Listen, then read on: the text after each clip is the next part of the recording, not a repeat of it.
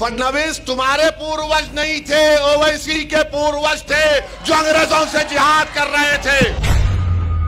शहीदों में नाम सुलेमान शाह, इस्माइल अल्लाह रखा, शाबान बिकारी, बुद्धू, फरीदास, अब्दुल गफ्फार। तुम्हारा हीरो अंग्रेजों को लव लेटर लिख रहा था, I love you, I love you. बोलो फडणवीस, मरने वालों में, शहीदों में तुम्हारा नाम था या ओवैसी के बाप दादा का नाम था? बोलो। मगर मेरे भाई, मालेगांव सेंट्रल की बात फडणवीस ने की। 1818 में अंग्रेजों और मराठाओं की जंग हुई थी, तीसरी जंग। मराठाओं की फौज में मुसलमान थे।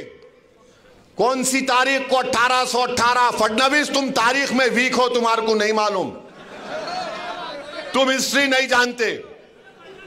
कुछ भी नहीं जानता, छोड़ो उन्हें। तो 1818 में अंग्रेजों के खिलाफ मराठाओं ने जंग की थी और उस जंग में मुसलमान थे। मुसलमान मालेगांव के किले पे खड़े हो गए और अंग्रेजों को से मुकाबला किया। उसमें 30 से ज्यादा सिपाही शहीद हो गए और अंग्रेजों को, उन मुसलमानों को जो मराठाओं की फौज में थे, 36 तोपों को इस्तेमाल करना पड़ा। 8000 गोले गिराए, 35,500 गन पाउडर इस्तेमाल करना पड़ा। फडणवीस, ये वो मुसलमान जो मराठाओं की फौज में मालेगांव के किले में खड़े हो गए थे और अंग्रेजों को मुकाबला किया। फडणवीस, तुम्हारे पूर्वज नहीं थे, ओवैसी के पूर्वज थे जो अंग्रेजों से जिहाद कर रहे थे। और फिर 1921 में मालेगांव में इनकलाबियों ने खिलाफत नॉन कॉपरेशन मूवमेंट के बाद मालेगांव के किले पे चढ़ गए।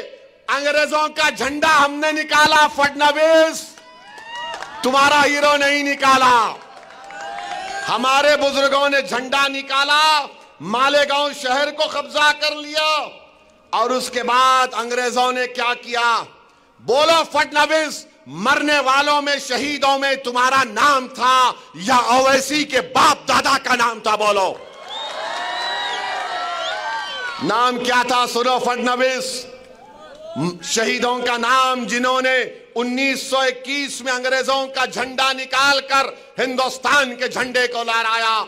शहीदों में नाम सुलेमान शाह, इस्माइल अल्लाह रखा, शाबान बिकारी, बुद्धू, फरीदास, अब्दुल गफ्फार, ये तमाम को फांसी पे लटका दिए। फडणवीस, तुम्हारा हीरो अंग्रेजों को लव लेटर लिख रहा था, I love you, I love you. हम आई लव यू नहीं बोले अंग्रेजों को, हम बोले वी हेट यू। तुमको निकलना पड़ेगा भारत से। तुम आकर हमको जिहाद सिखाओगे? फडणवीस, अरे तुम जिहाद का जे नहीं जानते, तुम हमको क्या पूछ रहे हो? और हमारे बुजुर्गों ने अब्दुल्ला खलीफा, मोहम्मद हुसैन, इन लोगों को भी जेल में अंग्रेजों ने मार मार कर शहीद कर दिया। तो मेरे अजीज दोस्तों और बुजुर्गों, आज 20 नवंबर के दिन भी आपको एक फैसला करना है, या बुज़दिली या बहादुरी का मुजाहरा करना पड़ेगा। आप बुज़दिली का मुजाहरा करेंगे या बहादुरी का मुजाहरा करेंगे? बताओ, सोच कर हाथ उठाओ।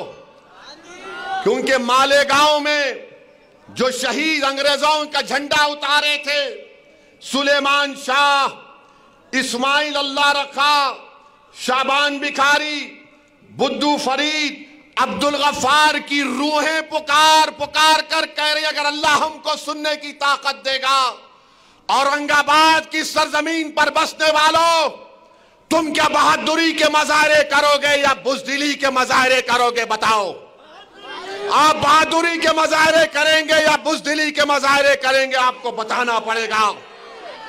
आप उम्मीद पर फैसला करेंगे या खौफ पर फैसला करेंगे? बताओ, आप उम्मीद पर फैसला करेंगे आप बहादुरी को अपनाएंगे।